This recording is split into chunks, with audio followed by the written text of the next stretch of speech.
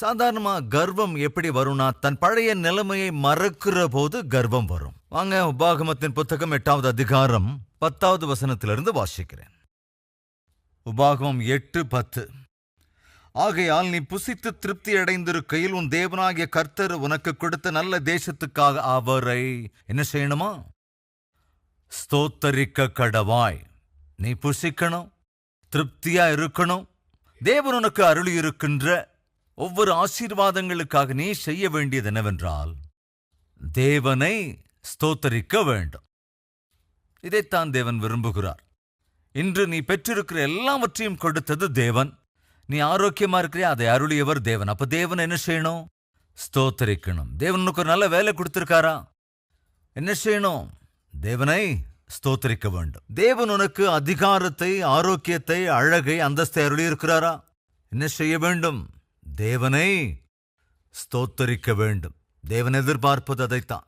So Bible என்ன சொல்லுகிறது? நீ புசித்து திருப்தி அடைந்திருக்கையில் உன் தேவனாகிய கர்த்தர் உனக்கு கொடுத்த நல்ல தேசத்துக்காக. அப்படின்னா ஸ்தலம். தேவன் உனக்கு ஒரு நல்ல இடத்தை கொடுத்திருக்கிறாரா? மறுபடியும் சொல்லுகிறேன், ஜாக்கிரதா கவனிங்க. தேவன் ஒரு நல்ல இடத்தை கொடுத்திருக்கிறாரா? குடியிருப்பை கொடுத்திருக்கிறாரா? ஒரு நல்ல நிலையை அருளி இருக்கிறாரா? நல்ல நிலைமையை அருளி இருக்கிறாரா? என்ன செய்ய வேண்டும்? நல்ல சொத்து சுகங்களை கொடுத்திருக்கிறாரா? என்ன செய்யணும்? தேவனை ஸ்தோத்தரிக்க வேண்டும். ஆண்டவரே, ஒரு காலத்தில் என்னுடைய நிலைமை என்ன? இந்த பட்டணத்திற்கு வரும்போது நான் என்ன நிலைமையிலே இங்கு வந்தேன்? இந்த வஸ்திரத்தை அணிந்து கொண்டு வந்தேன், இந்த செப்பல் போட்டுக்கொண்டு வந்தேன். இதெல்லாம் மறக்காம இருந்தா எவ்வளவு நல்லா இருக்கும். கொஞ்ச நாளைக்கு முன்னால எங்க ரிலேஷன்ஸ் ஒரு போட்டோ அனுப்பி வச்சிருந்தாங்க. அந்த போட்டோ என்னன்னா, ஒரு 40, 43, 44 வருஷத்துக்கு முந்தைய போட்டோ. எங்க குடும்பத்தார் எல்லாரும் இருக்கிற ஒரு போட்டோ. எங்க தாத்தா, எங்க பாட்டி அம்மா, அதே போல அவங்க பெற்ற பிள்ளைகள், அதாவது அம்மா, அம்மாவுடைய சிஸ்டர்ஸ், இப்படி அம்மாவோட பிரதர்ஸ், அப்புறம் அவங்களோட பிள்ளைகள். அப்போ ஒருவேளை என்னோட வயசு ஒரு 6 இருக்கலாம்னு நினைக்கிறேன். சின்ன பிள்ளைங்கிறதால எல்லாரும் ஒரே லைன்ல அப்படி உட்காந்துருக்கோம். கீழே முன்னால உட்காந்துருக்கோம். ஜாக்கிரதையா கவனிங்க. இருக்கிற அந்த போட்டோல இருக்கிறவங்க எல்லார காட்டிலும் என்ன நான் பார்த்தப்போ, என்னை அறியாமலே என் கண்கள்ல இருந்து அப்படியே கண்ணீர் வந்துருச்சு. காரணம் என்னன்னா, அந்த போட்டோல இருக்கிறவங்க எல்லார காட்டிலும் the least person அப்படின்னு யாராவது படிப்பு கிடிப்பு எதுவும் இல்லாம இருக்காங்கன்னா அது சதீஷ்குமார் தான். அதே சதீஷ்குமார இன்னைக்கு அந்த போட்டோல இருக்கிற எல்லார காட்டிலும் அளவுக்கு அதிகமா தேவன் உயர்த்தி இருக்கிறார். அந்த சின்ன போட்டோவை நான், அதாவது என் போட்டோ மாத்திரம் அப்படி கட் பண்ணி என்னோட செல்போன்ல ஹோம் பேஜா அதை வச்சுக்கணும்னு ஆசைப்பட்டேன். எதுக்காகனா, அதை பார்க்குற ஒவ்வொரு தடவையும், ஆண்டவரே, இந்த ஒரு நிலையிலிருந்து அல்லது இந்த ஒரு கதியிலிருந்து இந்த ஸ்தானத்துக்கு என்னை கூட்டிட்டு வந்திருக்கீங்க ஆண்டவரே, உமக்கு நான் நன்றி சொல்றேன் ஆண்டவர். நண்பு சகோதர சகோதரிகளை, கர்வம் எப்ப வரும் தெரியுங்களா? நம்முடைய கடந்த காலத்தை மறக்கும் போதுதான். மறந்து போயிடாதீங்க. ஏசாயா 51வது அதிகாரம் முதல் 2 வசனங்கள். நீதியை பின்பற்றி கர்த்தரை தேடுகிற நீங்கள் எனக்கு செவி கொடுங்கள். நீங்கள் வெட்டி எடுக்கப்பட்ட கன்மலையையும் நீங்கள் தோண்டி எடுக்கப்பட்ட துறவின் குழியையும் நோக்கி பாருங்கள். என்ன செய்யணும்? நோக்கி பாருங்கள். எந்த துறவின் குழியிலிருந்து எடுக்கப்பட்டீர்களோ, எந்த கன்மலையிலிருந்து நீங்கள் வெட்டி எடுக்கப்பட்டீர்களோ, அதை நீங்கள் நினைவில் வைத்துக் கொண்டு என்னை நோக்கி பாருங்கள். தொடர்ந்து உபாகமங்களின் புத்தகம் 24வது அதிகாரம் 22ஆம் வசனம். நீ எகிப்தில் அடிமையாய் இருந்ததை நினைப்பாயாக. ஆகையால் இப்படி செய்யும்படி நான் உனக்கு கட்டளை இடுகிறேன். ரிமெம்பர். இதே விஷயத்தை 8ஆம் அதிகாரத்திலும் நாம் பார்க்க முடியும். ரிமெம்பர். நீ ஒரு காலத்திலே தாசனாக இருந்ததை நினைத்து பார். அடிமையாக இருந்தாய், கட்டப்பட்டு கிடந்தாய், ஆனால் இன்று நான் உன்னை உயர்த்தி இருக்கிறேன். அதே 8வது அதிகாரம், உபாகமங்களின் புத்தகம் 8வது அதிகாரம். ஒரு சில வசனங்களை வாசிக்கலாம். 10 வாசிக்கிறேன். நீ புசித்து திருப்தி அடைந்திருக்கையில் உன் தேவனாகிய கர்த்தர் உனக்கு கொடுத்த அந்த நல்ல தேசத்துக்காக அவரை ஸ்தோத்திரிக்க கடவாய். உனக்கு நல்ல வேலை கிடைச்சிருக்கா? அல்லது நல்ல வீட்டை பெற்றிருக்கிறாயா? ஒரு நல்ல காரை வாங்கி இருக்கிறாயா? இன்று ஒரு நல்ல நிலைமையில் நீ இருக்கிறாயா? பெருமை கொள்ளாதே. அப்ப என்ன செய்யணும்? தேவனை ஸ்தோத்திரிக்க கடவாய். அதுக்கப்புறம் என்ன இருக்கணும் கூட அதையும் வாசிக்கலாம். உன் தேவனாகிய கர்த்தரை மறவாதபடிக்கும் நான் இன்று உனக்கு விதிக்கிற அவருடைய கற்பனைகளையும் நியாயங்களையும் கட்டளைகளையும் கை கொள்ளாமற் போகாதபடிக்கு. என்ன அர்த்தம்? மறந்து போய் விடுவார்கள். அது எப்போ அந்த மறதி வரும்? தொடர்ந்து வாசிக்கலாம். நீ வயிறார சாப்பிட்டு என்னங்க அப்படி இருக்கா? நீ புசித்து திருப்தியாகி நல்ல வீடுகளை கட்டி அவைகளில் குடியிருக்கிற போதும் உன் ஆடு மாடுகள் திரட்சியாகி உன் வெள்ளியும் பொன்னும் பெருகி உனக்கு உண்டானவை எல்லாம் வர்த்திக்கும் போதும் உன் இருதயம் மேட்டிமை அடையாமலும். இருதயம் மேட்டிமை அடைதல் என்றால் நம்ம பாஷையில் சொன்ன கொழுப்பு ஏறி. என்ன ஏறி?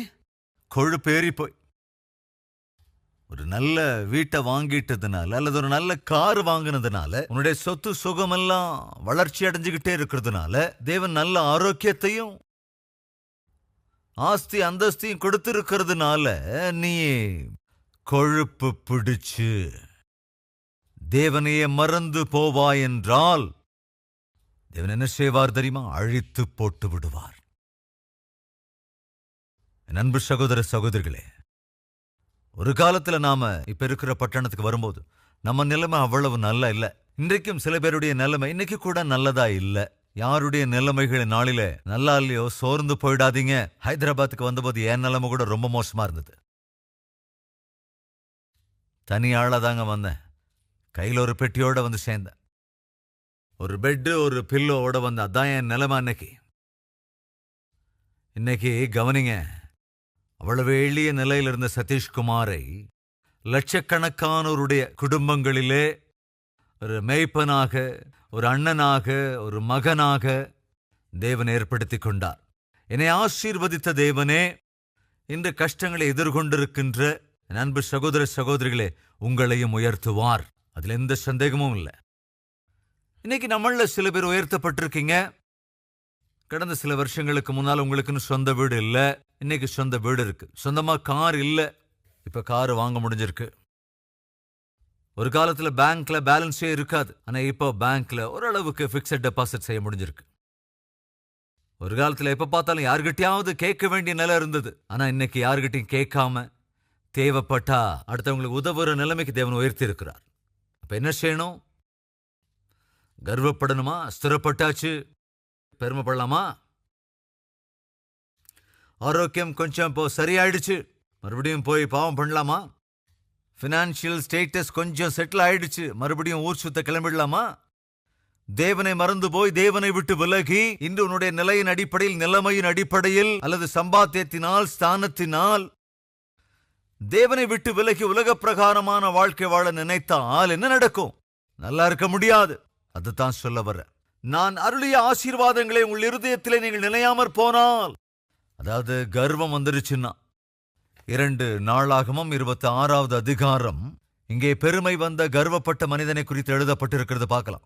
2 Chronicles 2 நாளாகமங்களின் புத்தகம் 26வது அதிகாரம் உசியா என்பவனை குறித்து எழுதப்பட்டிருக்கிறது.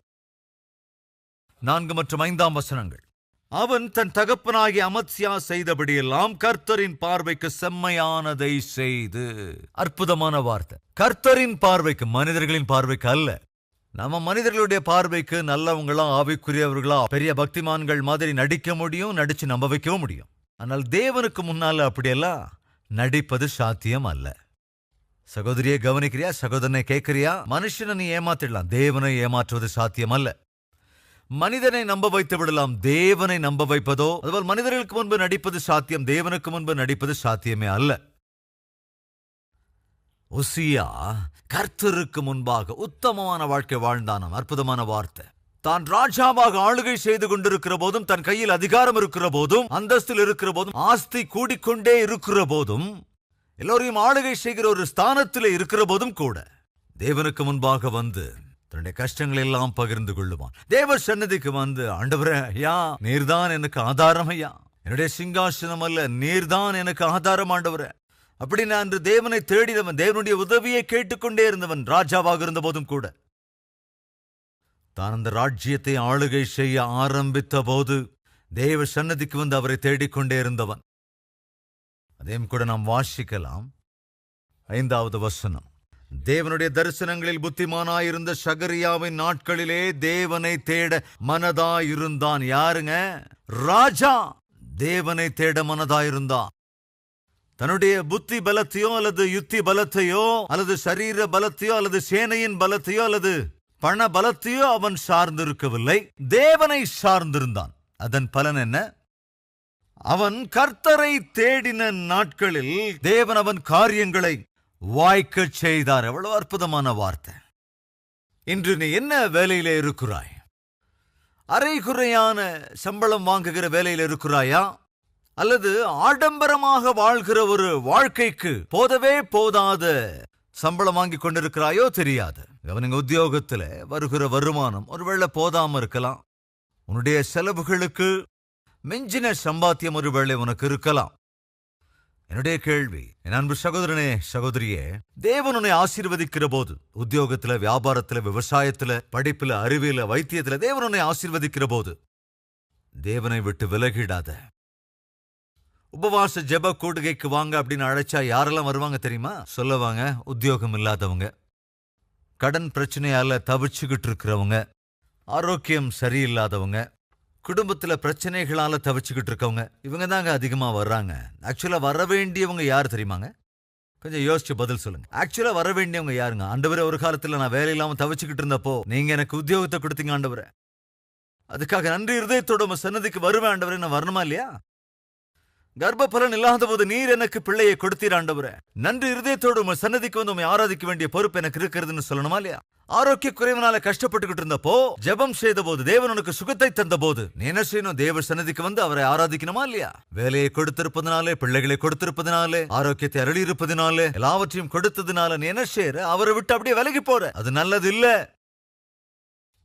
கவனிங்க, இந்த ராஜா, உசியா என்ற அந்த ராஜா தான் ராஜாவாக ஆளுகை செய்து கொண்டிருந்த போது எல்லா விஷயங்களுக்கும் தேவ சன்னதிக்கு வந்து அவரிடத்திலே சார்ந்து கொள்வான். ஆண்டவரே, நீரே என் அடைக்கலம், நீரே என் கோட்டை, நீர்தான் என் சேனைகளுக்கு, என்னுடைய தேசத்திற்கு ஆதாரம் என்று தேவனை நாடி இருந்த எல்லா காலமும் அந்த ராஜா மிகவும் என்னானாங்க?